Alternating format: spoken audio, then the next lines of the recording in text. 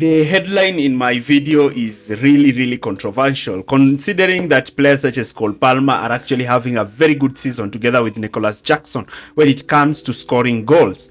Even to add more controversy is the 8-0 thrashing that Chelsea did yesterday against Noah.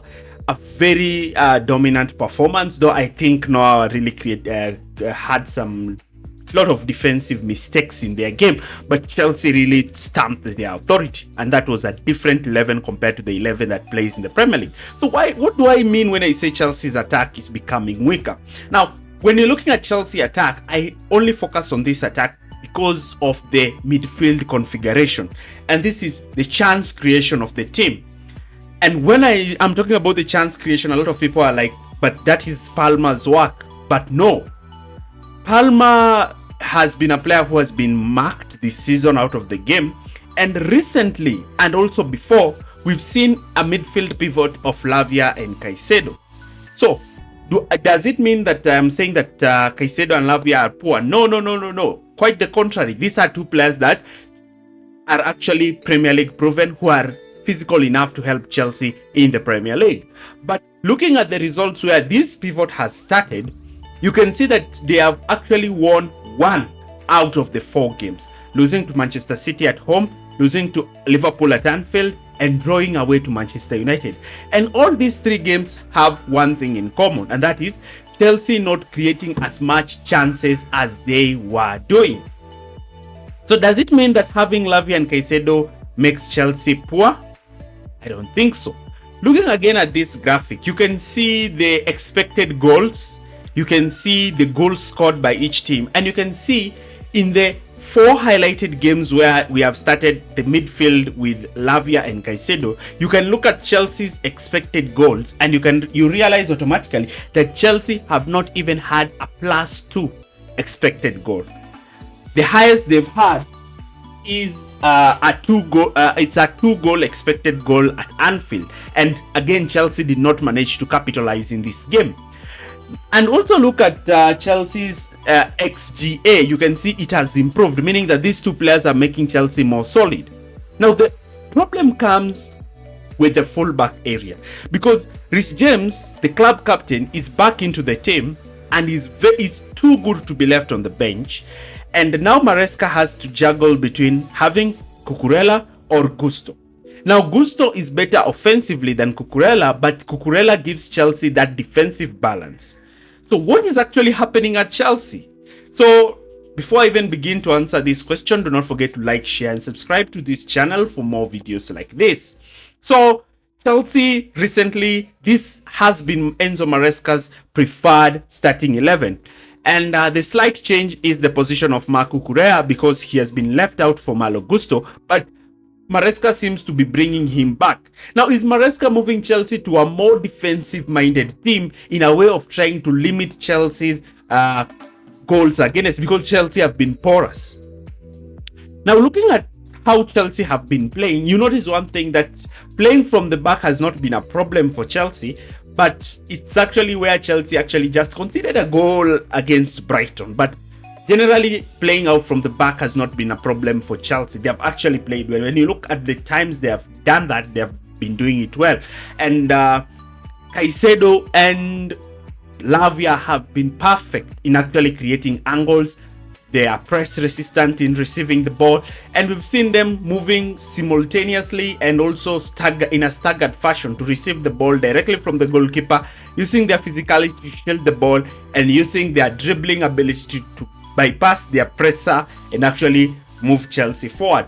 So this has made a lot of teams leave Chelsea with the ball, because they understand that Chelsea do this so that they can create transition moments, especially high up the pitch where they have numerical advantages.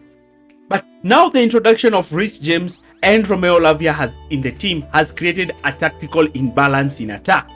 It has assured Chelsea's defense, but it has created a tactical imbalance in attack. How has this happened?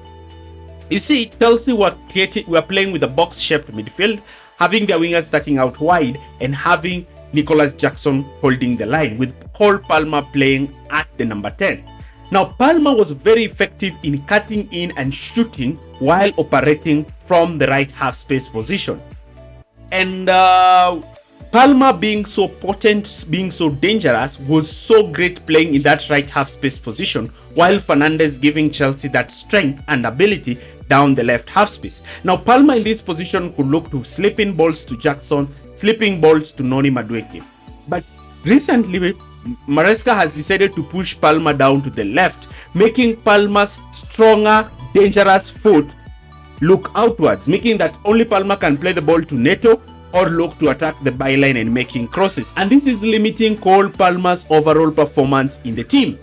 Now, Maresca does not want to push Caicedo high up the pitch because he believes that Caicedo is very important to him deeper, where he can sweep the ball and help Romeo Lavia in those defensive areas. And he has preferred to have Malo Gusto not playing as an overlapping centre-back, not playing the overlapping role, but rather play the inverted role.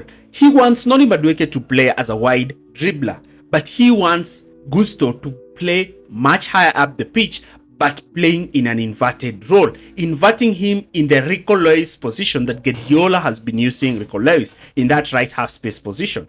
Now, in this case, he's expecting Gusto to be a player who makes runs in the half space and looks to actually make cutbacks. But in my previous video, when I did a tactical analysis against Manchester United, I explained how Gusto was unable to help Chelsea in these kinds of scenario, and even sometimes finding himself in a position where he's able to score goals for Chelsea and failing to do so. So what can Chelsea actually do to try and mitigate this? So Chelsea were doing this because Enzo Maresca wanted to maintain Colwill as the central most centre back and include Reece James into the team.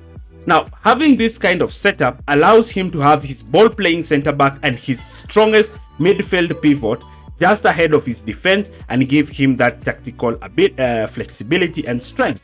Now, a lot of fans are calling for Reece James to be deployed in this high right half space position, but the problem is Reece James can play there if Marco Kurela can come into the team.